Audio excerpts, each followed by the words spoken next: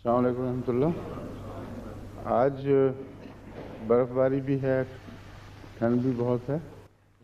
اليوم يتساقط الثلج أيضا والبرد قارس، ولعل ذلك تسبب بالتأخير، لكنني لا أدري لماذا تم ربط الاتصال متأخرا تأخيرا غير عادي، مع أن الجو لا يؤثر في هذه الاتصالات الفضائية عادة.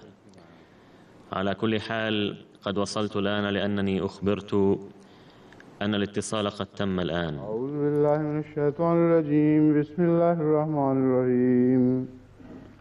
وإن خفتم ألا تقسطوا في اليتامى فانكحوا ما طاب لكم من النساء مثنى وثلاث ورباع فإن خفتم ألا تعدلوا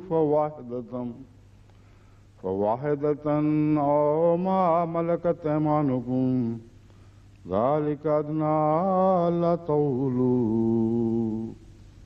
سورة النساء آيت 4. इस आयत का سورة النساء الآية 4. भी शुरू हो चुकी, इसलिए لقد قرأت عليكم ترجمة هذه الآية سلفا، وقد بدأنا التفسير أيضا، لهذا أستأنف الدرس من حيث تركته. كنت أقرأ عليكم تعليقات المستشرقين ومنهم جيم رودويل، فموقفه في هذه المسألة يتسم بإنصاف نسبيا في ترجمته للقرآن الكريم The Quran Translated from the Arabic التي نشرتها دار النشر The Everyman Library Publications. لكننا سنرى ماذا سيقول فيما بعد، فهو يقول: Muhammad assumed to himself the privilege of having a yet greater number of wives, but in doing so he was probably actuated by a desire for male offspring. कि रसूलुल्लाह सल्लल्लाहु अलैहि वसल्लम ने أي أن محمدا صلى الله عليه وسلم رأى نفسه لا ينطبق عليه حكم التقيد بأربع زوجات، ولعله بذلك يريد الحصول على الذكور من الأولاد، ومن هنا يمكن أن يقال إنه قدم من عنده تسويغا. Khadija was his only wife until quite a late period of his career. Compare अरबा तुरीम। इसने साथ ही एक और दिलचस्प हवाला पेश कर दिया है जो मुसलमानों के हक में है और मुसलमानों के लिए. لكنه مع ذلك قدم نصا ممتعا يفيد المسلمين، فهذا النص مفيد جدا لإفهام أهل الكتاب، فهو يقول إن تعليم الكتاب المقدس عندهم أيضا يجب أن يوضع في الحسبان، فقد قال: A man may marry many wives, for Rabbah saith it is lawful to do so, if he can provide for them. Nevertheless, the wise men have given good advice that a man should not marry more than 4 wives. والمعنى أنه يمكن للرجل أن يتزوج بعدة نساء، وبالنسبة إلى الحاخام سيث فإن هذا مشروع إذا كان الرجل قادرا على إعالتهن، ومع ذلك فينصح الرجل الحكيم بألا يتزوج بأكثر من 4 نساء. ففكرة 4 زوجات نفسها موجودة في الكتاب المقدس من قبل. إذا فكرنا أن هؤلاء المستشرقين المهاجمين لم يقرأوا هذه النصوص فهذا طريف، فهذه الأمور معروفة إذ يقتبس منها صاحبهم المستشرق، ومعلوم أن هؤلاء يقرؤون كتبهم بإمعان، فليس هناك مجال للقول بأنه غير مطلع على هذا النص، فهم يخفونها قصدا ليتسنى لهم الهجوم على الإسلام أكثر. See also Yad Haqzaqa Hilqat. وهذه الكلمات العبرية كتبت بالأحرف الإنجليزية، لهذا لا أستطيع قراءتها جيدا، وإنما كتب رودويل ريتشارد بيل فيقول: Marriage would appear to be intended as a means of seeing that justice is done to orphans. The danger of their property being neglected or abused may be obviated by the marriage either of the widowed mother of orphan children or of the orphan girl herself. For the possibility that child marriage may be contemplated, it would then become the husband's personal interest to see that the property was looked after. To facilitate this, marriage of several wives up to 4 and perhaps आगे लफ्ज़ छूटा हुआ है या इसी पर उसने बात छोड़ दी है and perhaps وبعده كلمة محذوفة وربما أنهى كلامه هنا.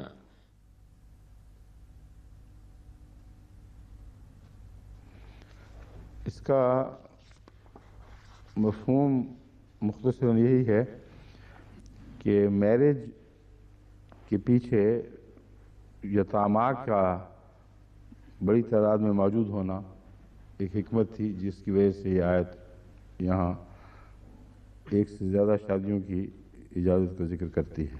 وإن مفهومه باختصار أن في الحكم بالزواج تكمن حكمة وبسببها تسمح هذه الآية بالتعدد، لكن المدلول الذي فهمه معقد، ولكنني لم أذكره هنا لأخبركم ما الذي يستنتج منه، فهو يثير لاحقا اعتراضا، وقد قرأت عليكم جزءا منه فيقول: To facilitate this marriage of several wives up to 4 and perhaps more is permitted. لقد سمح بالتعدد حتى 4 أو ربما أكثر منه لحل مشكلة حماية أموال اليتامى ولا سيما اليتيمات والاعتناء بهن والإنصاف تجاههن. यतामा और खुसूसन यतीम बच्चियों की जायदादों का कोई देखभाल करने वाला हो, एक से ज़ायद या उनके साथ इंसाफ का मामला किया जाए, एक से ज़ायद शादियों की इजाज़त दी गई, 4 तक या शायद इससे भी ज़्यादा. ثم يقول: Bell in his introduction to Surah Al-Nisa summarizes this verse as the recommendation of polygamy as a means of providing for female orphans. Subtitled Late Insertion in Verse. فمن عادة ريتشارد بيل أنه يرتب الآيات هنا وهناك حسب رغبته وهواه، فيأخذ الآية ويضعها في مكان كأن الله تعالى عينه لترتيب القرآن الكريم من جديد، فهو يعطي الآيات من عنده أرقاما جديدة بأسلوب سخيف ومن دون أي دليل. أما عن هذه الآية فيقول مقدرا: Marry such a woman as seem good to you, double or treble or fourfold, but if ye fear that ye may not be fair, then one or what your right hands possess, that is more likely to secure that ye not be partial. ولاحقا يقول عن الموضوع نفسه: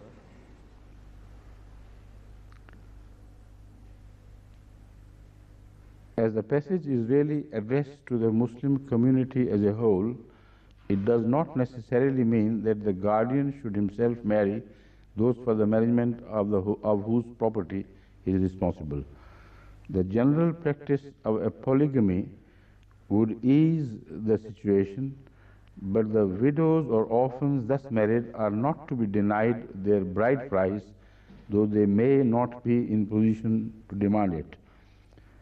The clause in the middle of the verse, in khiftum Allah ta'alu clause, is interested rather in marriage than in orphan's property, and restricts the freedom given in the first part of the verse, is probably a later addition.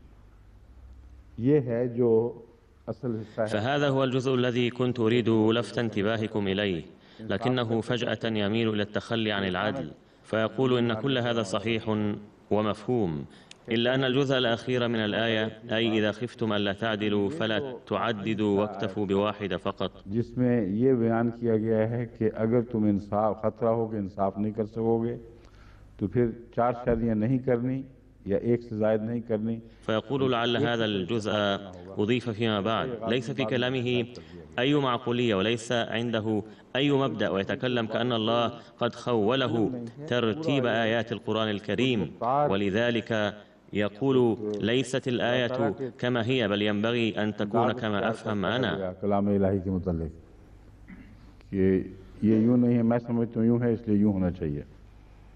इससे पहले भी कई मिसालें इसकी गुजर चुकी हैं. खास रिचर्ड बेल की यही आदत है. मॉन्टगोमरी वॉट सुन लीजिए. فقد مضت عدة أمثلة من هذا القبيل، فهذه عادة تميز ريتشارد بيل.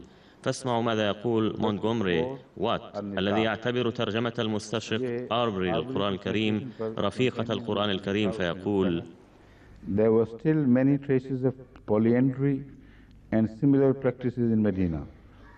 अब ये polyandry का लफ्ज़ فهو يكرر استخدام كلمة بولياندري التي تعني تعدد الأزواج، أما تعدد الزوجات فهي بوليغامي. के लिए तो polygamy कहलाता आता है. एहतियातन मैंने कल जाके डिक्शनरी भी चेक की. وقد تأكدت من هذا المعنى من عدة قواميس أيضا، فوجدت في كل واحد منها أن بولياندري تعني أن تتزوج المرأة عدة أزواج، وأن بوليغامي تعني أن يعدد الرجل. ये जान के तासुब से शरारत कर रहा है. एक पुराना लिखने वाला माहिर जिसने कई नस्लों को तरबियत दी है इस्लाम के खिलाफ, उसके मुताबिक فهل لغة اسكتلندا تختلف؟ أم أنه قصدا يتخابط بدافع التعصب؟ فالقول بحق الكاتب القديم المحنك الذي ربى الأجيال ضد الإسلام بأنه لا يجيد اللغة الإنجليزية مثير للتعجب الكبير. لهذا لا بد من القول إنه يستخدم كلمة بولياندري تعمدا ليغير محور النقاش من تعدد الزوجات إلى تعدد الأزواج، ويحدث من عنده بأمور خيالية افتراضية باستمرار، فكأنه يقول إن عادة تعدد الأزواج كانت سائدة في الإسلام فظلت كما كانت ولم يتناولها الإسلام، وهكذا يخلق التعصب. لكنه يقول في الوقت نفسه ما يناقض موقفه، لكنني أود أن أقرأ فقرته كاملة حيث يقول: There were still many traces of polyandry and similar practices in Medina.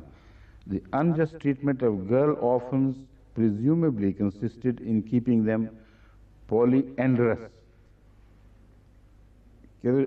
أما ممارسة الأعمال الجائرة فهي ألا تكره النساء على تعدد الأزواج، بل يمكن أن تعددوا الزوجات، فما أسخفه من قول.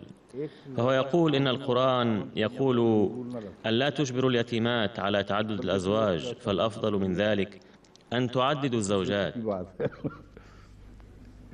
कुरान कहता है, कुरान ये कह रहा है कि यतीम बच्चियों को एक से ज़्यादा खामद करने पर मजबूर न करो, उससे बेहतर यह है कि तुम एक से ज़्यादा शादियां कर लो. अब कोई जोड़ कोई तुक है. فليس هناك أي ربط، لأن التعصب يقضي على العقل، وهذا أحد الأمثلة. ثم يقول: फिर कहता है, and so subject not to any husband but to the guardian, who doubtless could make some profit from this arrangement. कुछ समझ नहीं आई. أنا لم أفهم ماذا يقول، فلغته غير مفهومة. In keeping them polyandrous and so subject not to any husband but to the guardian. कि उसको guardian के ربما يقصد أنه ينبغي أن تترك للكافل. who doubtless could make some profit from this arrangement. أي أنه سوف يجني منهن فوائد أخرى، ويقصد أنه سيدفعهن إلى الدعارة. هذه الإشارة تبدو فيها. The passage is said to have been revealed after the death of many male Muslims at the Battle of Uhud. जब male Muslims ज़्यादा फौत حين مات كثير من المسلمين الذكور أي استشهدوا، لاحظوا كيف يثير مسألة تعدد الأزواج، فقد اعترف بأن في ذلك الوضع كانت النساء كثيرات لا الرجال. لهذا فإن عبارته هذه مدهشة جدا، حيث لا يستوعبه أي عاقل، لكن عدد الأغبياء أيضا في هذا العالم غير قليل. किसी माकूल आदमी को कुछ समझ नहीं आ सकती, लेकिन नामाकूल आदमी की कमी भी कोई नहीं दुनिया में. ثم يقول مونتغومري وات نفسه: Montgomery Watt लिखता है, some modern Muslims argue that since no man can be impartial between several women, this virtually prescribes monogamy. अब ये भी झूठ है वाज़ेह. وهذا أيضا من كذبه، إذ من غير المعقول أن يكون العالم الكبير على علم بأن المفسرين القدامى أيضا استنتجوا من هذه الآية أنه إذا خفتم ألا تعدلوا فواحدة، لكنه يريد أن يظهر أن أيا من المفسرين القدامى لم يستنتج هذا المفهوم، ليعذرهم عمليا ويقول بأنه قد ظهر بعض المسلمين المعاصرين الذين يقولون في تفسير هذه الآية بأنه لما لم تكن أغلبية الناس قادرة على العدل فقد قيل أن يكتفوا بواحدة. ज़माने में कुछ मुसलमान ऐसे पैदा हो गए हैं जो ये नतीजा भी इस आयत से निकालते हैं कि चूंकि इंसाफ करना अक्सर लोगों के बस की बात नहीं, इसलिए अमलन यही कहा जा रहा है कि तुम चूंकि अक्सर इंसाफ नहीं कर सकोगे. وتأثرا بأسلوب حديث لمونتغومري وات يبعث إليه الأمراء العرب بكثرة ليتعلموا منه الإسلام، وإن لم يكونوا كثيرين فقد أرسلوا مرارا. अगर कसरत से नहीं तो रवायत बारहा भेजे गए हैं.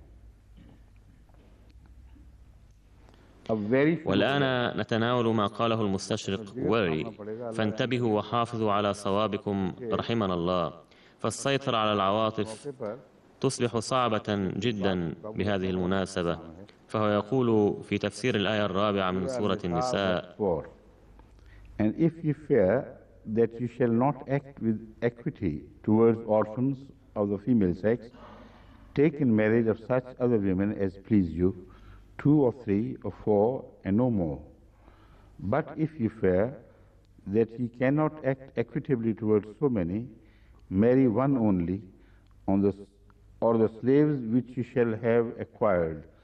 This will be easier that you swerve not from righteousness. ترجمة. فالترجمة صحيحة ولا غبار على الترجمة. Note: it is the Muslim theory that women can never, in any time, place or circumstances, be trusted. अब ये theory यहाँ से कहाँ से वहाँ ये है. فانظروا ماذا يستنتج.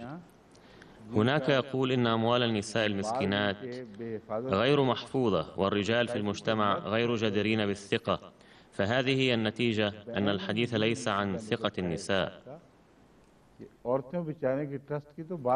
وإنما يقال إنه يحتمل في مجتمع الرجال أن تظلموهن عندما ترونهن غير محفوظات، لهذا تؤمرون خوفا من خيانتكم أن تدبروا حمايتهن ولا تنظروا إلى أموالهن بسوء، فالمراد من حمايتهن حماية مصالحهن. وهنا أقحم قصة حيث غير معنى الحماية والمراقبة بمعنى آخر، فهو يسمي نظريته بنظرية المسلمين ويقول: It is the Muslim theory. theory भी अपनी theory मुसलमानों के नाम लगा दी खामखा. That women can never in any time, place or circumstances be trusted. They must be watched, veiled, suspected, secluded. अब जहालत की भी हद है. कुरान करीम फरमाता है कि जो فهذا من جهله الشنيع، فالقرآن الكريم يقول بأن الذين يرمون المحصنات لهم عذاب عظيم. की नाराजगी का है उन पर हुक्म, और जो 4 गवाह नहीं ला सकते, जो बहुत ही एक मुश्किल काम है, उनको 80 कोड़े. والذين لا يأتون ب4 شهداء وهو من الصعوبة البالغة فليجلدوا 80 جلدة.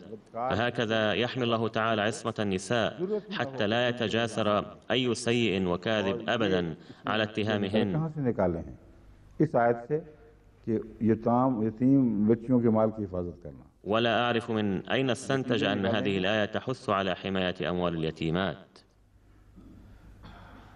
In any time, women can never in any time, place or circumstances be trusted. They must be watched. हर वक्त उन पर ख्याल रखना. कुरान करीम कहता है वला तजस्ससू. सोसाइटी में किसी को भी जासूसी की नजर से न देखो, किसी की أي راقبوهن كل حين وآن، بينما يقول القرآن الكريم ولا تجسسوا، أي لا تتجسسوا على أحد في المجتمع ولا تترصدوا أخطاء أحد. أما قوله عن الحجاب فهو صواب، أما التجسس عليهن كل حين وآن وعزلهن عن المجتمع فليس صحيحا. In these days, when so much has been written about the high ethical tone of Islam, we shall speak plainly on this subject. Unpleasant though it is, we would reiterate the position already taken that polygamy has not diminished licentiousness among the Mohammedans. वो कहता है हम पहले भी इस मौजू पर बात कर चुके हैं। आजकल इस्लाम को अखलाकी कदरों के मुहाफ़िज़ के तौर पर या अखलाकी कदरें पेश करने वाले कस्टोडियन के तौर पर पेश किया। فهو يقول لقد سلطنا الضوء على هذا الموضوع من قبل أيضا. في العصر الراهن يعرف الإسلام كحامل القيم الأخلاقية أو كمقدم القيم الأخلاقية، لكنه خطأ تماما. فالحقيقة أن التعدد لم ينجح في منع المسلمين من ارتكاب الفواحش. ثم يقول Nor have we any hesitation in saying that the law here recorded permitting as many as 4 lawful wives and any number of slave women besides, with whom even the form of a marriage is in no way necessary to legalize cohabitation, is responsible in large measure for this state of things. It is one of the darkest of the many spots which mar the passage of the Quran. कहते हैं हम ये बयान कर देना ज़रूरी समझते हैं कि हम कोई इसमें बात नहीं समझते, कोई तरद्दुद महसूस नहीं करते ये कहने में कि 4 शादियों की अब तो 4 तक की يقول إننا نرى من الضروري البيان أن لا نجد أي تردد في القول بأن الإذن بالتعدد وإقامة العلاقات الزوجية مع الإماء اللاتي لم تكن هناك حاجة لعقد القران معهن رسميا. فتعليم القرآن هذا الذي تسبب بانتشار الفواحش هو أشد البقع سوادا من بين الفقرات المسودة جدا في القرآن الكريم. ثم يقول Or the slaves, it is not even necessary that a Muslim have even one lawful wife. फिर वो कहता है or the slaves, it is not even necessary that a Muslim have even one lawful wife. कहता है ये जो أي أن ذكر الزواج بواحدة أيضا جاء ضمنيا، فالمسلمون ليسوا بحاجة حتى إلى واحدة. لماذا؟ يقول क्यों should he feel it difficult to be impartial towards many wives? He may take his slave girls whom he may treat as he pleases and so avoid the responsibility of providing a dowry for even one wife. कहता है इस तरीक़ पर أي أنه بهذه الطريقة يتخلص المرء من أداء المهر، فلم يعد بحاجة إلى الزواج، إذ يمكن أن يختار إحدى الإماء، فهذا الأسلوب رخيص. और slave girl को इख्तियार कर ले, इसलिए उसको शादी की ज़रूरत ही कोई नहीं है, सस्ता तरीका ये. وهذا الغبي لا يعرف أن المهر الذي يصفه عبئا كبيرا على المسلم يحدد حتى في العصر الراهن ب32 روبية فقط. أما في الزمن القديم فكان يمكن الزواج بتمرة واحدة فقط مهرا حسب الظروف.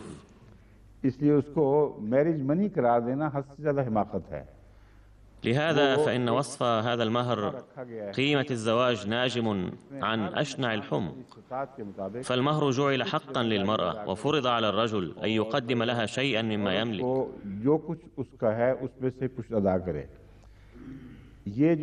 فمونتغومري وات لا يجهل السائد بهذا الخصوص في الجماعة الإسلامية الأحمدية، فبعد بيان هذا الفرق سأناقشه. अहमदिया जमात में जो इससे मफहूम समझा जाता है वो तो मॉन्टगोमरी के वाट के इल्म में नहीं है, इसलिए मैं फर्क करके مونتغومري لا يعرف ما هي الحكمة عند الجماعة الإسلامية الأحمدية في تحديد المهر، فهي توفير الحماية للمرأة في حالة انفصالها عن الزوج. औरत जब वो एक दफा किसी को ब्याही जाए फिर उसको فمن الطبيعي أن العذراء أكثر طلبا مقارنة بالمطلقة أو الأرملة، والفرص أمامها لكسب المال قليلة، ذلك لأن كفالتها من واجب الرجل.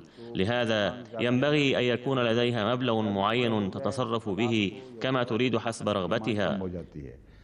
ऐसी सूरत में ये एहतमाल है कि चूँकि सोसाइटी में अक्सर कमाने की जिम्मेदारी मर्द पर डाली गई है, औरत के अलग कमाने के इम्कानात कम हैं, इसलिए कुछ उसके पास ज़ाती रकम होनी चाहिए।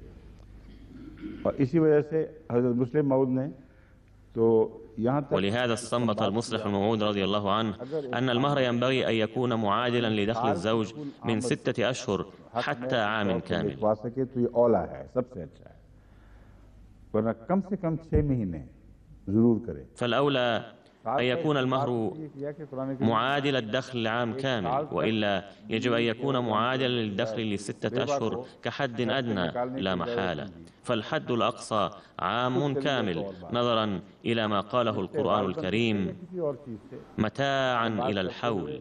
इस हुक्म की रूह को पेश नजर रखते हुए हज़रत मुस्लिम मऊद ने फरमाया कि हक महर के साथ मजाक उड़ाना और मामूली हक महर मुकर्रर करना मुनासिब नहीं है। हमारी जमात में إلا أن تخرج بنفسها فهو أمر آخر. وقال: لا يجوز الاستخفاف بالمهر بتحديده مبلغا رمزيا. ففي جماعتنا تسود العادة أن يكون المهر معادلا لدخل الزوج لعام كامل أو ل6 أشهر على أقل تقدير، ولعل مدة 6 أشهر حددت لأن الدخل ل6 أشهر ينبغي أن يكون كافيا وحده لعام كامل. أعني إذا كان دخل المرء ل6 أشهر يكفي لهما في الحياة اليومية، فينبغي أن يكون كافيا لها وحدها على مدى سنة كاملة. औरत के लिए वो 1 साल के लिए काफी होना चाहिए, तो ये कम से कम है और ज्यादा से ज्यादा 1 साल, लेकिन इस पर भी बढ़ाया जा सकता है।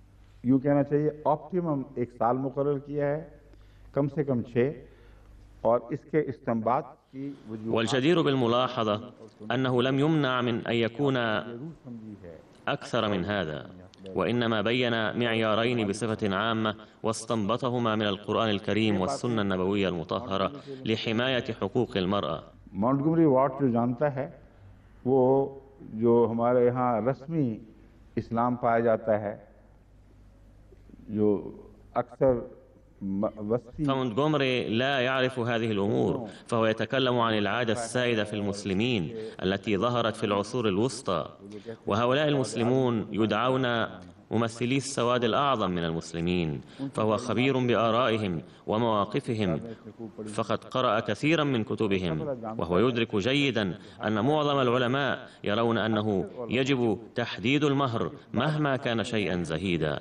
حتى لو كانت قيمته تقدر في العصر الراهن ب32 روبية، أي ب75 بنسا، فهو جائز، وهذه العادة والتقاليد تسود لدى عامة المسلمين. 30 भी होगा, बस नहीं ज़्यादा, कुछ about 75 से लेट्स से हैं, कोई 75 पेन्स कहते हैं आज हो जाए अगर तो जायज़ है, और आज तक यही रस्म व रिवाज चला आ रहा है। इसलिए कहता है कि वो बचाने की खातिर लौंडी कितना आसान काम है, और इस बेवकूफ़ को ये नहीं पता है कि लौंडी बाजारों में पड़ी ही तो नहीं। فيقول من السهل استخدام الأمة توفيرا لهذا المبلغ، فهذا الغبي لا يعرف أن الإماء لم يكن يلتقطن في الطرق أو يقطفن عن الأشجار، حيث يمكن أن يتوجه المرء إلى الغابة فيقطف حسب الحاجة. لا، بل كانت الإماء غاليات الثمن. أما ظهور الإماء في المجتمع الإسلامي فأمر بالغ الصعوبة، وذلك لأن القرآن الكريم أمر النبي صلى الله عليه وسلم بوضوح: ما كان لنبي أن يكون له أسرى حتى يثخن في الأرض، سورة الأنفال الآية 68. كما حذر النبي صلى الله عليه وسلم نفسه بشدة من استعباد إنسان حر واسترقاقه، وقال: إنه سيخاصم يوم القيامة من باع حرا. إذن بوجود هذا التعليم من أين ستأتي هؤلاء الإماء؟ أما إذا تم شراؤهن من السوق كما كانت العادة السائدة في ذلك الزمن، فيقدر ثمنهن بأغلى بكثير من هذا المبلغ للمهر. لهذا إن استنباطه بأسره ناجم عن الغباء، فحين يتكلم بدافع التعصب ينسى ما يقوله الفقه الإسلامي وماذا تقوله التقاليد الإسلامية وماذا يفيدنا تاريخ ذلك الزمن. فاستخدام الإماء كان فقط دلال الأثرياء، وهم قلائل في أي مجتمع، وأغلبية المجتمع هم فقراء، فالقول بأن الفقير ليس بحاجة إلى الزواج فليكتفي بالإماء، كأن الإماء يتوفرن مجانا في الأسواق، فكرة ناتجة عن جهل محض وليس فيها أي حقيقة. कि मुसलमानों में जो जंगें हुई हज़रत सल्लल्लाहु अलैहि वसल्लम के ज़माने में, उसमें बहुत थोड़ी तादाद में औरतें कैदी के तौर पर हाथ आई हैं। فالواقع أن عدد الإماء اللاتي أسرن في الحروب التي خاضها المسلمون في زمن النبي صلى الله عليه وسلم كان قليلا جدا، بينما كان عدد المسلمين مقابلهن كبيرا جدا. لهذا فإن هذا المستشرق أثار هذا البحث بعيدا عن الحقائق التاريخية ومن دون التمعن في الإحصاءات. فمن المسلم به أن سورة النساء نزلت فيما بين العام الثالث والخامس بعد الهجرة، ولم تكن غزوة الأحزاب قد نشبت إلى العام الخامس، وإنما كانت أحد وبدر فقط. अब आप बताइए कि ओहद और बदर में कितनी लौंडियां मुसलमानों के हाथ आई थी? فأخبروني كم من الإماء أسرهن المسلمون في أحد وبدر؟ أما في بدر فكان المهاجمون قد جاءوا من خارج المدينة، وبعض النساء المغنيات اللاتي كن جئن مع الجيش لإنشاد أناشيد الحرب فقد هربن. أما أحد فأنتم تعرفون أوضاع أحد، حيث لم يأسر المسلمون امرأة واحدة من كفار مكة. तो ये सूरत जो नाजिल इस दौर में हुई है उस पर तबसरा करते हुए فهذه السورة نزلت في هذه الفترة، وفي تفسيرها يرسم هذا المستشرق صورة وكأن الإماء كن يتوافرن بكثرة، بينما الحقيقة أن المسلمين كانوا يعانون فقرا مدقعا، وكان عدد النساء قليلا لدرجة قد عرض بعض الأنصار عند المؤاخاة على إخوتهم المهاجرين أنهم مستعدون لتطليق بعض الزوجات فليتزوجهن المهاجرون لأنهم قد تركوا أزواجهم في مكة. बहुत सी सूरतों में छोड़कर आ गए हैं और इनके लिए शादी के इम्कानात कोई नहीं है। हम अपनी बाल बीवियों को तलाक दे देते हैं ताकि उनसे शादी करें। ये है मदीने की सोसाइटी का मंजर। فهذا هو مشهد المجتمع الإسلامي في المدينة، حيث كان الفقر يسود لدرجة كان فيها مئات المسلمين ينامون في المسجد النبوي ولم يكن يتوافر لهم الطعام، ولم تكن تشعل النار في بيت النبي صلى الله عليه وسلم لعدة أيام، وكانوا ينتظرون الهدية من الله ليسدوا حاجة البطن إلى حد ما. أما في غزوة الأحزاب فكان النبي صلى الله عليه وسلم نفسه والصحابة أيضا قد ربطوا الأحجار على بطونهم حتى لا يشعروا بالجوع. ففي هذه الأوضاع الصعبة جدا يطلق هؤلاء الأشقياء ألسنتهم، فهم غير معذورين، إذ لا نستطيع أن نقول إنهم كتبوا لقلة علمهم، لا، بل قد تصفحوا أوراق التاريخ وهم مطلعون على ظروف المسلمين الصعبة في ذلك الزمن، فهم يطعنون عن قصد متقافزين إلى أحداث ظهرت بعد مئات السنين من نزول الآيات، حيث بدأ العثور على العبيد والإماء حين اندلعت المعارك مع فارس وبعض البلاد الأخرى. أما هذا المستشرق فيقول عندما كانت تنزل هذه الآيات، أي عندما كان يؤلف النبي صلى الله عليه وسلم هذا الكلام، لأنهم لا يعتبرون القرآن كلاما إلهيا، فإذا كان هذا كلام رسول الله صلى الله عليه وسلم فكيف عرف في ذلك الزمن أن الإماء سيأتين؟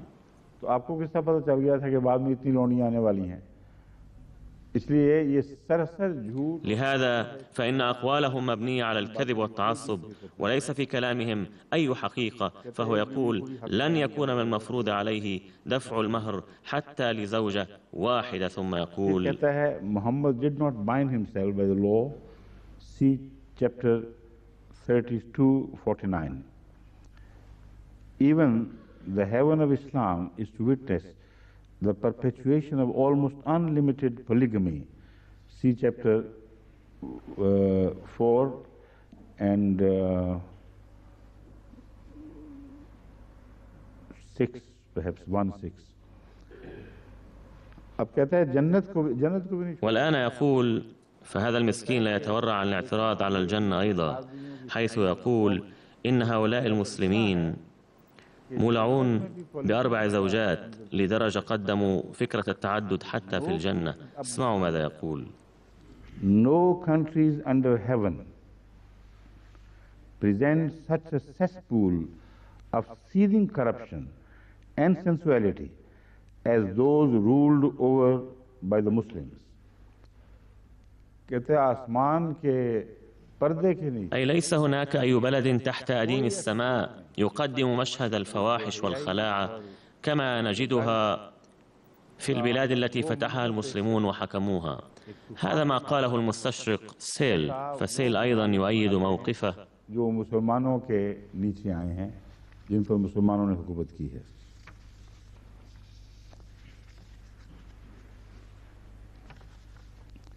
For slaves, ये सेल है,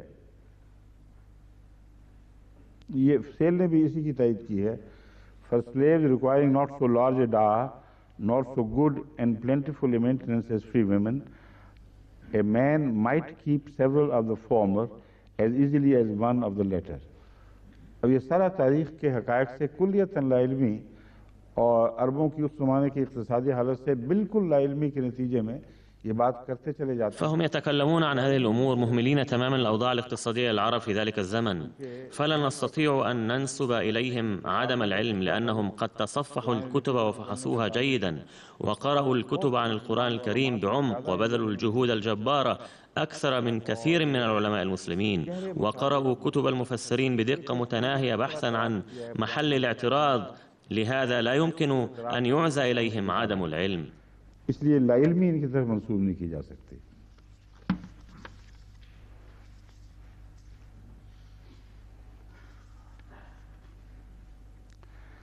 मरगोलियत जो अमूमन إن المستشرق مارغوليس الذي عادة ما يبحث عن العيوب والمثالب في الإسلام والمسلمين، فهو ليس باحثا صديقا حيث يمكن أن أقول بحقه إني أقدم الآن كلام مستشرق صديق، بل له موقف سلبي من الإسلام. إلا أنه اضطر إلى القول بهذه المناسبة إن عدة زيجات محمد التي قام بها بعد وفاة خديجة عدها معظم المؤلفين الغربيين مترتبة على اتباع الهوى، لكننا بالتدبر نجد أنها لم تكن بهذا الدافع، بل كانت زيجات محمد المتعددة نظرا إلى المصالح القومية والسياسية، لأن محمدا كان يريد تقوية العلاقات مع أصحابه الخواص المقربين من خلال المصاهرة، فمن المؤكد أن زواجه ببنتي أبي بكر وعمر بهذه الفكرة فقط، وكذلك تزوج بنات زعماء الأعداء وزعماء المنهزمين بالهدف نفسه. أما بقية الزيجات فكانت بدافع الحصول على الأولاد الذكور، حيث كان يتمنى أن يكون له أبناء. وأما زيجات النبي صلى الله عليه وسلم فأقدم لكم بعض الحقائق التي من خلالها تقدرون مدى شناعة الهجمات التي يشنها هؤلاء المستشرقون، حيث يخفون الحقائق التي يجب أن تكشف.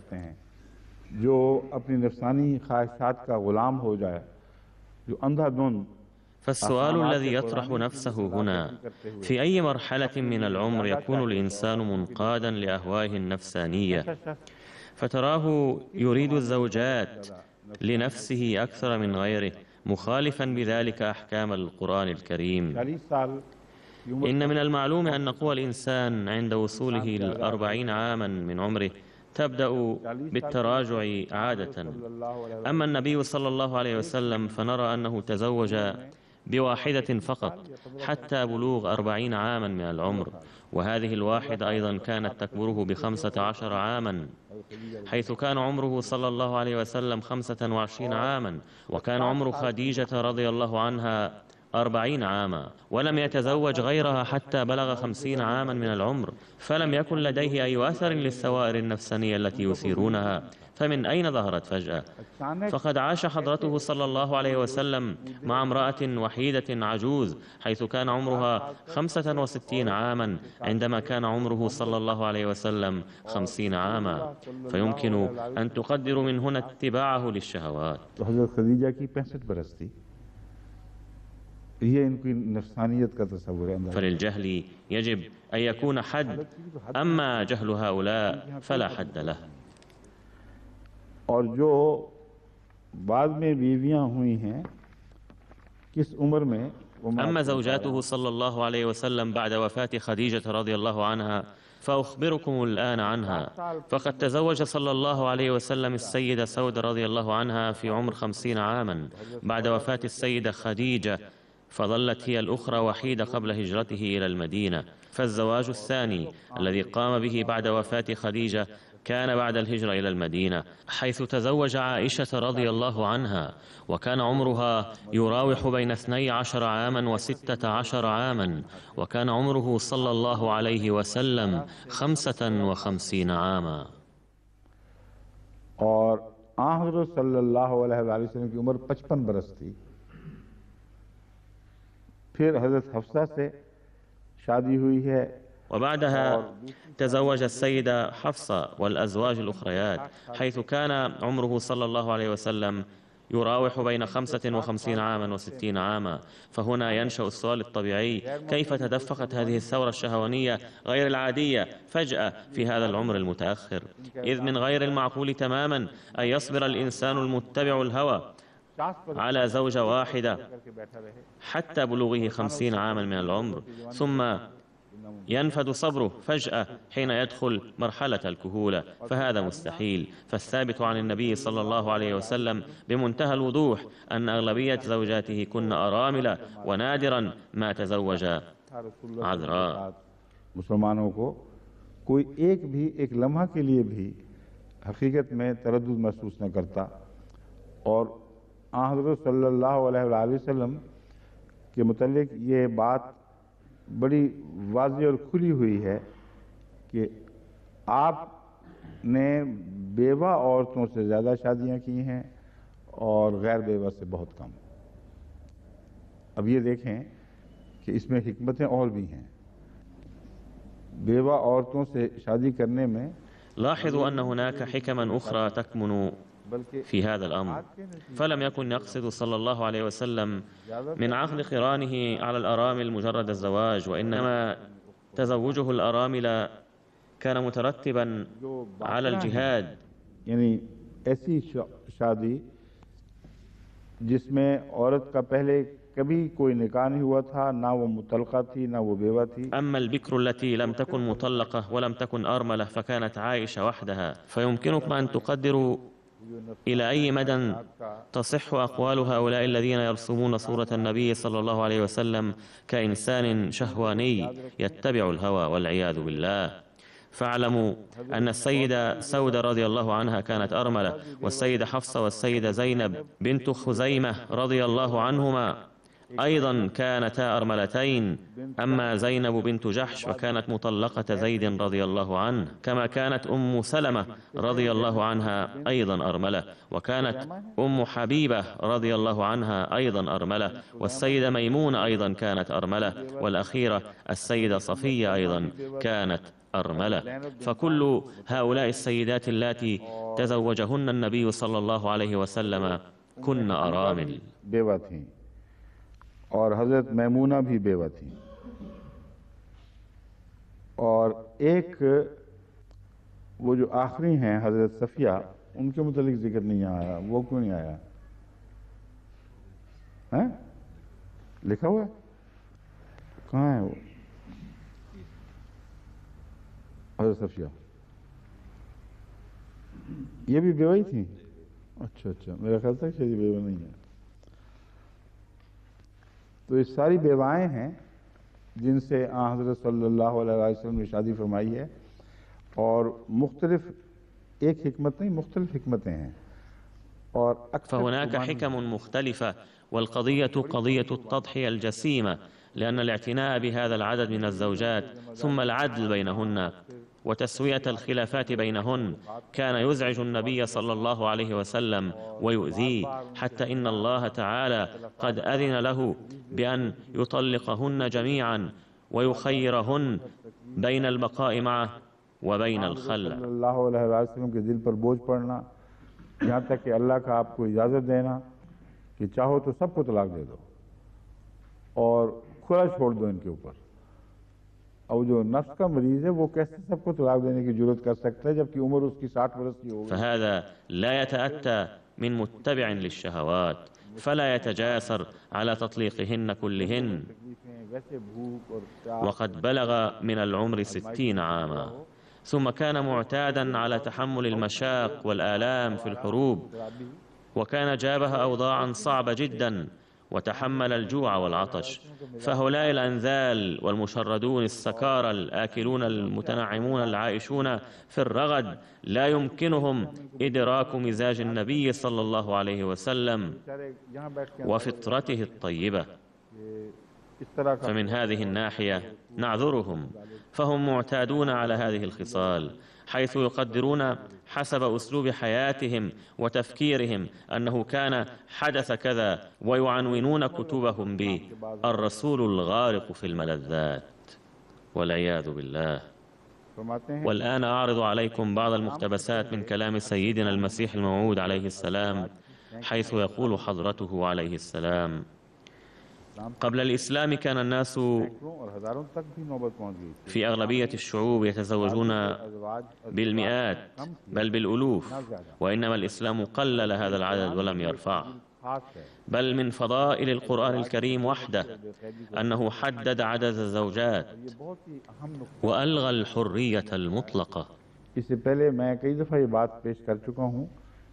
فهذه النكتة التي أثارها سيدنا المسيح الموعود عليه السلام مهمة جدا، وقد بينت قبل هذا أيضا مرارا أن الإسلام قلل العدد، ولم يخطر ببالي قط أن القرآن الكريم هو الوحيد من بين الكتب السماوية الذي حدد العدد وفرض الحظر على تجاوز الحد المعين. فقد قال حضرته عليه السلام: لقد دحض فكرة عدم الحد والتقيد، فهل الأنبياء المقدسون لبني إسرائيل؟ هنا أود أن أشرح أمرا مهما، وهو أنه قد يخطر ببال أحدكم أن المسيح عليه السلام تكلم عن الزواج بواحدة، ولا نجد في كلامه ذكر زوجتين قط. هذا صحيح أننا لا نجد في كلام المسيح الموعود عليه السلام ذكر زوجتين، إلا أنه من الخطأ القول بأن الإنجيل حدد، فاستنباطهم يناقض قول المسيح الموعود عليه السلام الذي يقول فيه إنه لم يأتي لينسخ أي كلمة من التوراة، فلا بد من أخذ إحدى العبارتين وترك الأخرى. का एक शोशा भी मनसूख करने के लिए नहीं आया, बस दोनों आयतों में से एक को संभालेंगे और दूसरी को निकालना पड़ेगा। فهذه الآية التي أتكلم عنها قطعية ومسلم بها لدرجة يقدمها النصارى منذ القدم بكل فخر ويؤولونها ولا يردونها، فهم يؤولونها قائلين: ليس المراد منها أنه لا يستطيع تغييرها، بل كان المراد من قوله أنه أكملها وقدمها في صورة أفضل. فحتى لو قبلنا هذا التأويل فلا يستنبط منها نقض أي تعليم قديم بعد رده، فهذه الآية ظلت تناقش ولم تعد إلحاقية، بل قد قبلت وأولت وفسرت. ومن هذه الآية نتوصل إلى نتيجة قطعية أن المسيح الموعود عليه السلام لم يقل قط بأن من صلاحيته تحديد وتقييد تعليم الكتاب المقدس، ففي التكميل تمكن الزيادة والإضافة، أما النقص فلا نجد السماح به. कभी अपना ये इख्तियार बयान नहीं किया कि बाइबल की तालीमात की तहदीद करें, तकमील करने में इजाफे तो मुमकिन हैं, परफेक्ट का लफ्ज़ इस्तेमाल करते हैं, लेकिन कमी करने की कोई इजाज़त नहीं मिलती। बस जहाँ जहाँ भी हज़रत मसीह ने मुअय्यन तौर पर बाइबल की तालीम का हवाला देकर فحيثما ذكر المسيح الموعود عليه السلام تعليم الكتاب المقدس ولم يعلم ضده، فلا يحق لنا أن نستنبط شيئا من أمر ذكر على الهامش. فوفق هذه الآية لم ينسخ التعليم القديم للتوراة ولم ينقضه ولم يحدده، وإذا فعل شيئا فإنما أكمل. مثلا حضرت مسیح نے انتقام والی تعلیم کو رد کیے بغیر، فمثلا لم يرد المسيح الموعود التعليم عن الانتقام، وإنما أثار الجزء المتعلق بالعفو وركز عليه أكثر وشرحه للعالم، فهذا الجزء لم يكن قد اكتمل. ويمكن أن نقول إنه كان لتعليم اليهود برعمان فنميا، أحدهما متعلق بانتقام جيد وأزهر ونضج وأكمل عمره، أما الثاني المتعلق بالعفو فظل ذابلا حتى إذا جاء المسيح الموعود عليه السلام فاهتم به فنما وازدهر. یہ نامکمل رہا تھا، اس شگوفے پر حضرت مسیح نے کام کیا، اس کو کھولا، اس نے اپنی پتیاں نکالی، وكان له رائحة طيبة، لكنه أيضا ذبل أخيرا. فجاء الإسلام فحافظ على كلا الجانبين معا، فإذا كان للتكميل أي تفسير فهذا. لا يمكن أن يقال إن التعليم السابق ردت ورميت. پہلی تعلیمات کو رد کر کے پھینک دیا گیا ہو۔ حضرت مسیح علیہ السلام فرماتے ہیں بلکہ یہ قرآن میں ہی ایک فضیلت خاص، يقول سيدنا المسيح الموعود عليه السلام: بل هي فضيلة خاصة بالقرآن الكريم وحده، فقد شرحت هذا لئلا يقول أحد لعدم العلم إن الإنجيل أيضا علم الزواج بواحدة فقط، ذلك لأن الإنجيل لم يكن مجازا بتعليم الزواج بواحدة، ما لا يرد جميع الأنبياء السابقين ويدحض تعاليمهم بوضوح.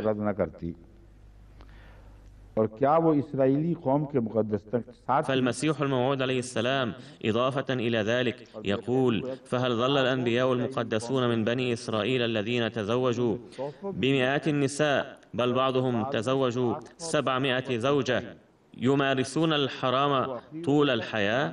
فماذا تقولون؟ افحصوا قليلا كتبكم، فهل أولادكم الذين كان البعض منهم أنبياء يعدون غير شرعيين؟ فهؤلاء المستشرقون يقولون إن التعدد الذي سمح به الإسلام لا يوصف في الحقيقة إلا بتعليم الزنا، وإن القانون في بلادهم لا يسمح بالزواج بأكثر من واحدة، أما إذا أنشأوا علاقات غير شرعية مع عدد من النساء ومارسوا فعل الحرام قدر المستطاع فهو مسموح به لهم، فلن يؤاخذهم القانون على ذلك، أما إذا تزوجوا بأكثر من واحدة فسوف يتعرضون للعقوبة القانونية.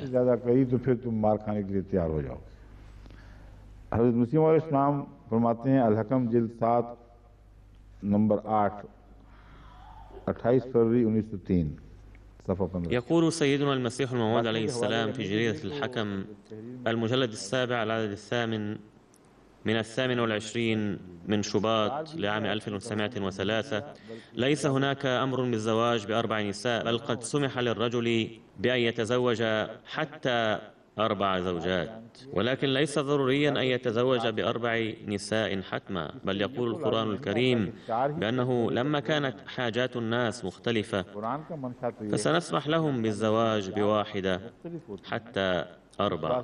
ایک سے لے کر 4 تک اجازت دے دی ہے۔ اور یہاں میں یہ بیان کرنا ضروری سمجھتا ہوں کہ طرز بیان سے لوگ بعض دفعہ یہ استنباط کرتے ہیں۔ أود هنا أن أوضح أن بعض الناس ولا سيما النساء يستنبطن من أسلوب البيان أن انعدام شرط وجود اليتيمات صار الإذن أيضا كالعدم، مع أن هذه الفكرة نشأت من عدم فهم هذه الآية. فالحقيقة أن القرآن الكريم لفت إلى هذا الإذن عند الحاجة، وكان التعدد موجودا سلفا، فأسلوب القرآن الكريم يفيد أنه إذا خفتم ألا تعدلوا في اليتامى فالسماح سلفا قائم، فهو لا يصدر الآن. تو قرآن کی طرز بیان یہ ہے کہ اگر تم ناانصافی کا خوف رکھتے ہو، یتامات سے ناانصافی کرو گے، تو پھر پہلے ہی سے اجازت موجود ہے، اب نہیں دی جا رہی، इसलिए ये फ़र्क है जो पेश नज़र रखना ज़रूरी है। فلا بد من مراعاة هذا الفرق. فإذا كان الإذن صدر الآن فهذا يلزم أن يكون في المجتمع الإسلامي لكل واحد زوجة واحدة فقط قبله، لكنه خطأ قطعا. فالقرآن الكريم يتكلم انطلاقا من عادة سائدة معروفة في المجتمع أن الحل موجود عندكم من قبل، أي التعدد. इजाज़त नहीं है, दरअसल इजाज़त के साथ ही पाबंदी मकसूद है। पाबंदी ये लगाते हैं कि आज के बाद وإنما نفرض الحظر على أكثر من 4، فهو أقصى حد مسموح به. ऐसे लोग जो एक एतराज़ को अपनी तरफ से पेश करते हैं और फिर खुद इस्लाम का दावा भी करते हैं, إن الذين يقدمون اعتراضا من عندهم ثم يدعون أنه من الإسلام أيضا، لا أدري كيف يستقيم إيمانهم. ये किसी वो आगे से बात वाज़ेह हो जाए, बाज़ लोगों के मौक़िफ़ के मुतालिक जो मुसलमान कहलाते हुए भी इस आयत का गलत तर्जुमा करते हैं। فالمسيح الموعود عليه السلام يوضح أن بعض المسلمين رغم إسلامهم يفسرون هذه الآية تفسيرا، بل الحق أنهم يعترضون على الإسلام ولا يرون كم من الأمور يضطر المقنن إلى الاهتمام بها عند سن القانون. فمثلا إذا كان لأحد زوجة واحدة فأصيبت بالجذام، يقول حضرته عليه السلام إن الذين يعترضون على التعدد من المسلمين فهم يقولون ذلك جهلا ولا يعرفون مقتضيات القانون. وبأي حكمة راعى القرآن الكريم تلك المقتضيات، فلم يقدم حضرته شرط اليتيم فقط. يقول حضرته عليه السلام كم من أمور يضطر المقنن إلى الاهتمام بها عند سن القانون.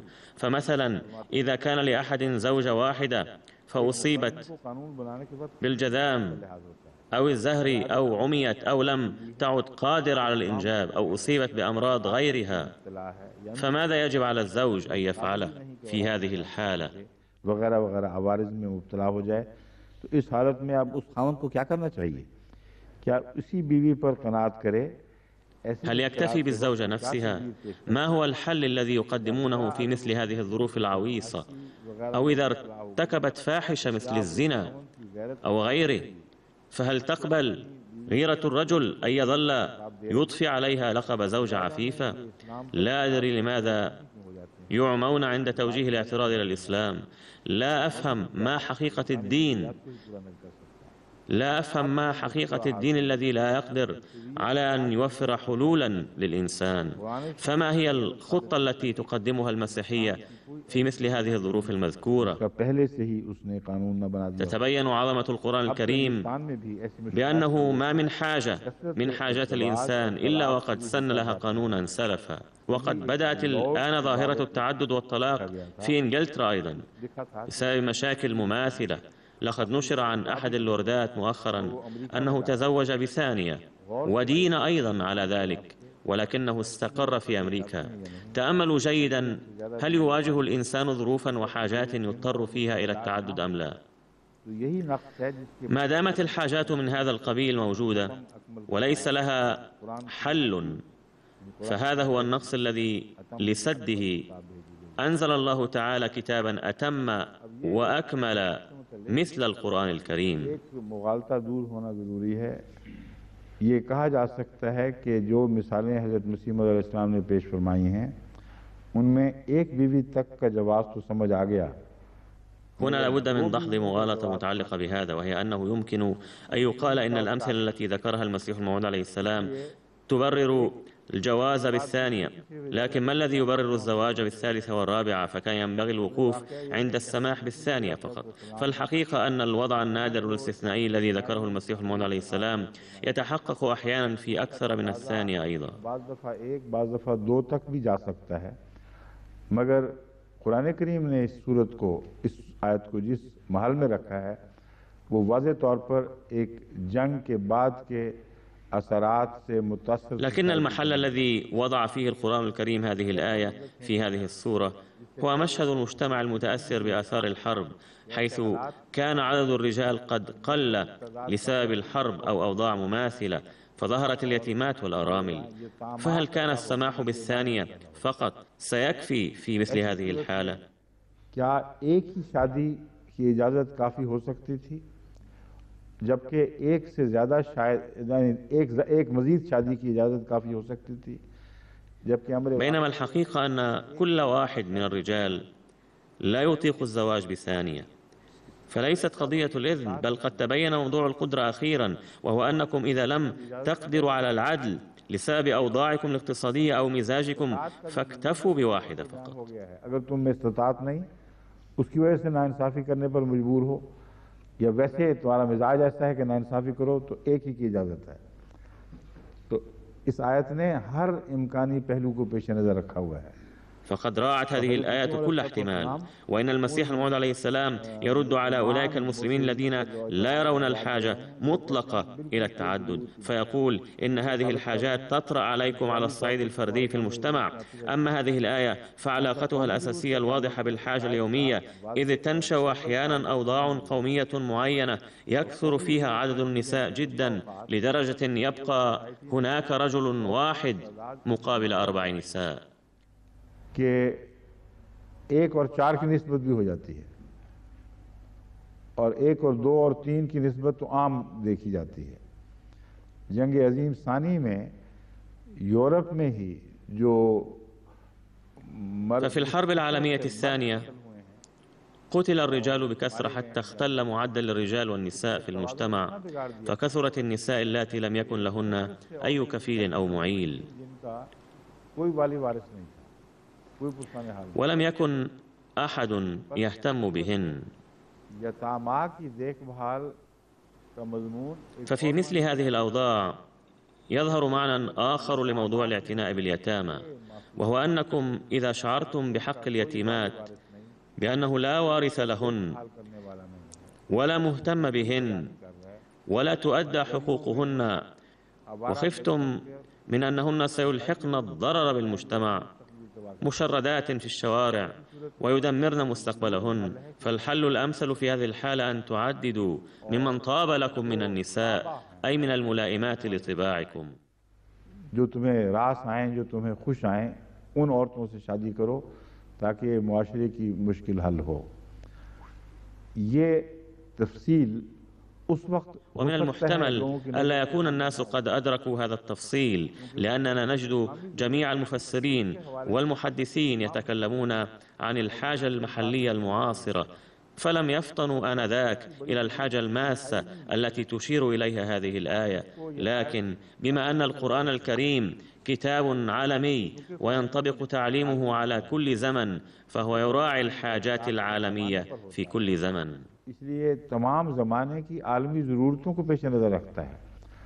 बस ये आयत उससे बहुत ज़्यादा वसी है जितना उस वक्त के हालात के। فهذه الآية واسعة المعاني أكثر بكثير مما تبدو في ضوء الأوضاع السائدة في ذلك الزمن، إذ كانت الأوضاع مؤقتة عند نزول هذه الآية، لكنها تكلمت انطلاقا منها عن أمر واسع النطاق ويراعي حاجات كل الشعوب في العالم. فحين ارتفع عدد النساء في الحرب العالمية الأولى والثانية قد لحق ضرر خطير بالمجتمع الغربي من جراء عدم السماح بالتعدد، لدرجة أنه لا يزال قائما حتى اليوم. ففي هذا الخصوص عندي بعض النصوص وسأقرأها عليكم فيما بعد. ये बातें जब मेरी सवाल जवाब की मजालिस में उठाई जाती हैं, حين تثار هذه الأمور في مجالس الأسئلة والأجوبة، ونادرا ما لا تثار، لأن هذا هو السلاح الأقوى الذي يملكه غير المسلمين هؤلاء لجعل النساء مسيئات الظن في الإسلام، فهم يدفعون النساء لطرح هذه الأسئلة، وعندما أرد عليهم بفضل الله يفهمون لأن معيار العدل لباحثيهم قد ارتفع، ولا أقصد هنا معيار أعداء الإسلام، وإنما أتكلم بصفة عامة عن أن مستوى العدل قد ارتفع لدى عامة الناس والباحثين أيضا. فصحيح أن العلمانية قد خلقت بعض المساوئ، إلا أنها علمت الناس أنه إذا قيل لكم أمر معقول فتقبلوه بإنصاف، بعيدا عن الانطباعات الدينية. खूबी भी दे दी कि मजहबी तअस्सुरात से बाला होकर इंसाफ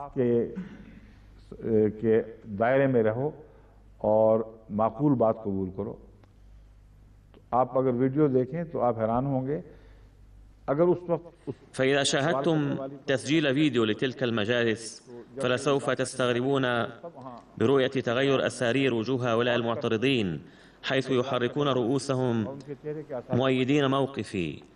لكن سؤالا آخر يثار عادة ليس بدافع التعصب، وإنما ينشأ هذا السؤال العجيب في أذهانهم، وهو أنه إذا كان الرجال قد سمح لهم بالتعدد في أوضاع معينة، فمن المحتمل أن يكثر عدد الرجال فيزيد على عدد النساء، وهذا الاحتمال وارد، فلماذا لا يسمح للنساء بتعدد الأزواج؟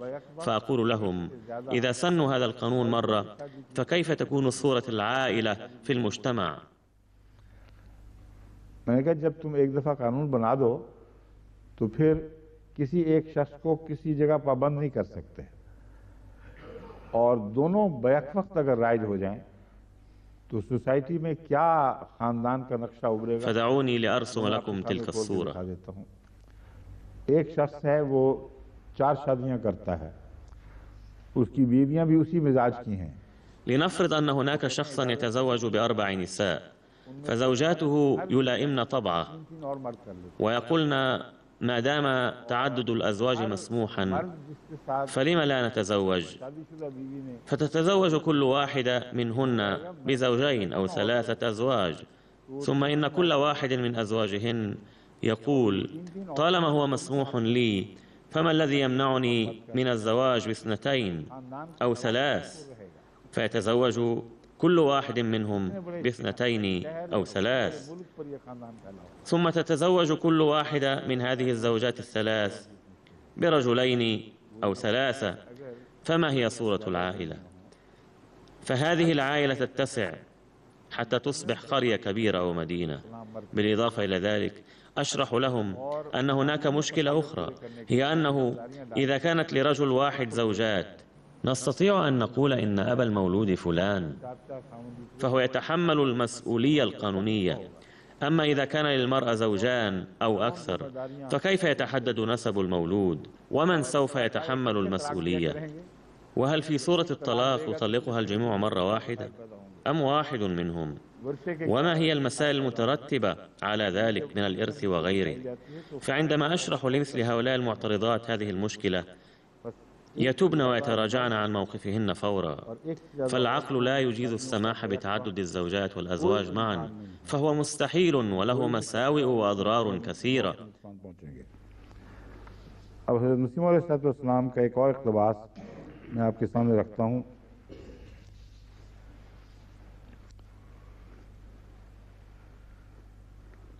अरब में सदहा बीवियों तक निकाह कर लेते थे। والآن أقدم لكم نصا آخر من كلام سيدنا المسيح الموعود عليه السلام، حيث يقول حضرته: كان العرب يتزوجون مئات النساء ولم يكونوا يرون العدل بينهن ضرورية، فكانت النساء يواجهن مصيبة كبيرة، كما ذكر ذلك جان ديون بورت وغيره من الكتاب الإنجليز الكثر. इस्लाम ने आकर औरतों को तरह तरह के मजालिम से निजात बख्शी है, तरह तरह के रिवाजों की मुसीबत से आज़ाद किया है।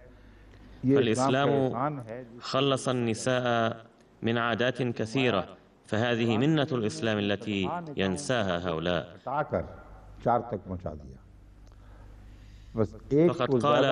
فقلل القرآن الكريم عدد مئات الزوجات إلى 4، وقال أيضا: فإن خفتم अल्लाह तादिलु फवाहिदा, अगर तुम इनमें एतदाल ना रखो तो फिर एक ही रखो। बस अगर कोई कुरान के ज़माने فمن تأمل عصر نزول القرآن الكريم ولاحظ مدى الإفراط الذي كان تعدد الزوجات قد بلغه في العالم ومدى الظلم الذي كان يمارس ضد النساء، فلن يجد بدا من الإقرار بأن القرآن الكريم قد من على العالم إذ قد أوقف كل هذا الجور والظلم. लेकिन चूंकि कानून कुदरत ऐसा ही पड़ा है कि बाज़ औक़ात इंसान को औलाद की ख्वाहिश और बीवी के अकीमा होने के सबब से या बीवी के दायमी बीमार होने की वजह से لكن لما كان قانون الطبيعة قد وقع بأن الإنسان أحيانا يكون يتمنى أن تكون له الذرية، ولسبب كون الزوجة عقيمة أو لسبب إصابتها بمرض دائم أو لإصابتها بمرض يكون فيه الجماع متعذرا، بل تكاد المرأة في بعض الحالات لا تطيق الملامسة، ومثل هذه الأمراض أحيانا تطول 10 سنين وأحيانا تصبح المرأة عجوزا باكرا.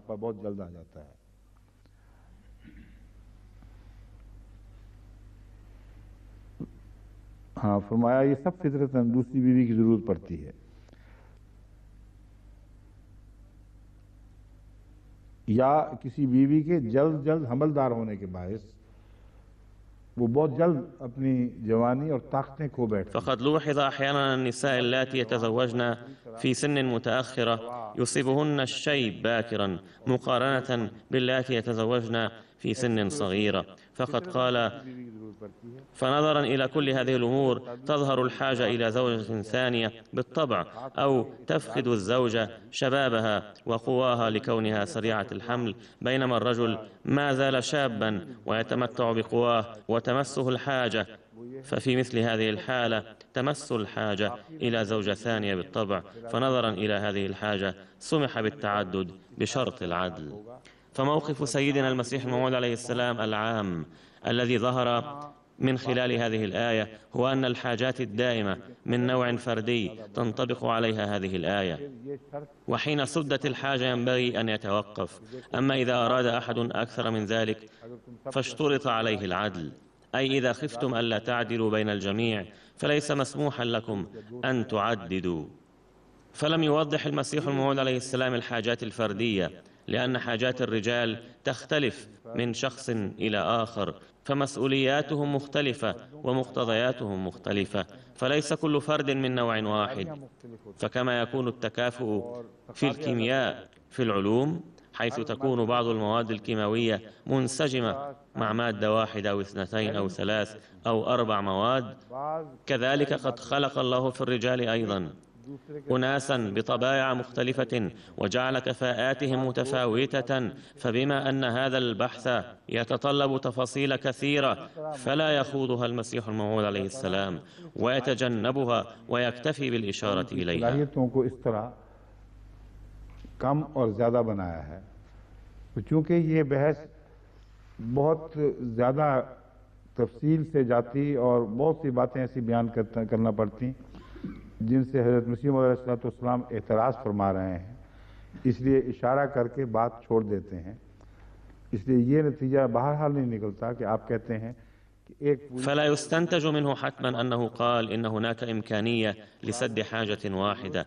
أما الحاجات الأخرى فأنتم تعرفونها، لكن تذكروا أن العدل أهم شرط، فإذا حققتم هذا الشرط يمكن أن تعددوا، وإلا فلا بد أن تكتفوا بواحدة فقط.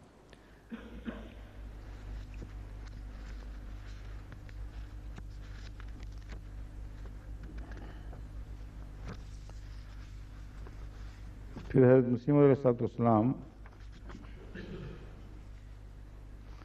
फरमाते हैं, शरीयत हक़्क़ा ने इस ज़रूरत के वास्ते जायज़ रखा है एक लायक आदमी। ثم يقول حضرته عليه السلام: لقد أجازت الشريعة الحقة التعدد نظرا إلى هذه الضرورة، أنه إذا كانت زوجة أحد النبلاء لا تقدر على الإنجاب فهذا مكرر. ثم يقول حضرته عليه السلام: يعتبر القساوسة الزواج الثاني إثما، فما قولهم عن الأنبياء السابقين؟ يقال أنه كان لسليمان 100 الزوجات، وكذلك لداود عليهم السلام. إذا كانت النية سليمة فلا بأس في 10 أو 20 زوجة أيضا.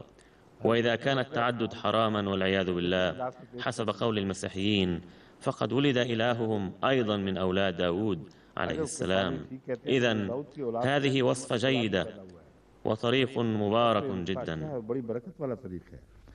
पादरी लोग निकम्मी बातों की तरफ जाते और असल अमर को नहीं देखते। इंजील में लिखा है जिसके अंदर كيف قدم حضرته عليه السلام هذه النقطة اللطيفة، أنه إذا كان ما يقوله القساوسة حقا فإن إلههم أيضا من أولاد داود عليه السلام. إذن فهذا الأسلوب رائع ومبارك جدا. إن القساوسة يتوجهون إلى أمور سخيفة عديمة الجدوى ولا يلتفتون إلى أمر حق. فقد ورد في الإنجيل أن من كان في قلبه مثقال حبة خردل من إيمان وقال للجبل أن ينتقل من مكانه فلسوف ينتقل. فعلى النصارى أن يثبتوا إيمانهم وإلا فكلهم ملحدون. ثم يقول حضرته: كم هو من الإجحاف أن الذين تزوج أنبياؤهم المقدسون مئات النساء في وقت واحد يعتبرون جمع زوجتين أو 3 زوجات من الكبائر، بل يعدون هذا العمل من الزنا وعمل الحرام. ثم يقول حضرته عليه السلام: الذين يصبون جام غضبهم على المسلمين بغير حق غاضين الطرف عن وقائع أنبيائهم المعترف بنبوتهم، إنه لمن المخجل أنهم يعتبرون التعدد زنا وهم الذين يقرون بأن المسيح نال جسمه وطينة وجوده وأصله الحقيقي من جهة أمه التي كانت من نسل داود عليه السلام الذي تزوج مئات الزوجات وليس زوجة وزوجتين، وهم لا يتورعون عما يقع على السيدة مريم من نتيجة مهولة لهذه الكلمة الخبيثة. ومع كل هذه الإساءة يدعون حب المسيح أيضا. فليكن معلوما أن التعدد لا يثبت من التوراة كلاما فقط، بل قد ختم معظم أنبياء بني إسرائيل ومن فيهم جد المسيح عليه السلام بعملهم أيضا على أنه ليس جائزا فقط، بل إنه عمل مستحب. فيا أيها المسيحيون الذين لا تخشون الله، إذا كان ضروريا للملهم أن تكون له زوجة واحدة فقط، فهل ستؤمنون بنبي صادق مثل داود كنبي الله؟ أو هل تخرجون نبيا مقبولا عند الله مثل سليمان من دائرة الملهمين؟ أليس خطيئة هذا العمل الذي قام به دائما الأنبياء الذين كان خط الإلهام الإلهي موصولا بقلوبهم دائما، وكانت الأحكام المفصلة والمتعلقة برضا الله أو عدم رضاه تنزل عليهم كل حين وآن؟ ألم يبالي هؤلاء الأنبياء الذين لم يمتنعوا عن التعدد إلى آخر لحظة من حياتهم بأوامر الله شيئا؟ إن ذلك الإله الغيور الذي أمطر قوم لوط بالحجارة وأغرق فرعون مع جماعته الشريرة كلها في طوفان مهول، गयूर खुदा जिसने नाफरमानी की वजह से समूद और आद को हलाक किया, लूत की कौम पर पत्थर बरसाए, फिरौन को तमाम शरीर जमात के हौलनाक तूफान में गर्क कर दिया। क्या उसकी शान और गैरत هل يليق بشأنه وغيرته أن يجد إبراهيم ويعقوب وموسى وداود وسليمان وغيرهم من الأنبياء الكثيرين عصاة على مدى حياتهم لسبب اقتنائهم زوجات كثيرات، ويجدهم متمردين جدا ولا ينزل عليهم العذاب بل يحبهم ويصادقهم أكثر من ذي قبل؟ ألم يجد إلهكم شخصا آخر لينزل الإلهام عليه؟ أولم يعجبه إلا أصحاب زوجات كثيرات؟ وليكن معلوما أيضا أن الأنبياء والأصفياء أجمعين مع زواجهم بأكثر من امرأة قد سبقوا الجميع في القوى الروحانية والقبول عند الله تعالى، وبذلك أثبتوا للعالم كله أنه ليس السبيل لنوال حب الله أن يعيش المرء في الدنيا كالمخنث أو العنين، بل إن التقوى في الإيمان هو ذلك الذي يحمل عبء الأهل والأولاد أكثر من غيره، ومع كل هذه الصلات يعيش كأنه لا علاقة له بها. सबसे बढ़कर बोझ उठाकर फिर बावजूद इन सब ताल्लुकात के बेताल्लुक हो, यानी जिसने खुदा के लिए इतने ताल्लुकात कायम करके फिर भी आखिरी गोशा खुदा की जानिब खुदा के ताल्लुक ऐसा रखा हो कि उसके मुकाबल पर हर दूसरा ताल्लुक बेताल्लुक भी दिखाई दे, खुदा का ताल्लुक हर ताल्लुक पर गालिब नजर आए। ये है आयना कबालत इस्लाम صفحة 281 284। إن هذا المقتبس من كتاب مرآة كمالات الإسلام، وقد انتهى الوقت بذلك. देर में शुरू हुआ था मगर अब ज़्यादा लंबा नहीं चला सकते क्योंकि और भी इनके प्रोग्राम होंगे।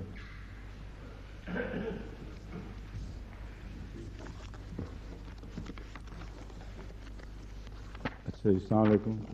You uठा के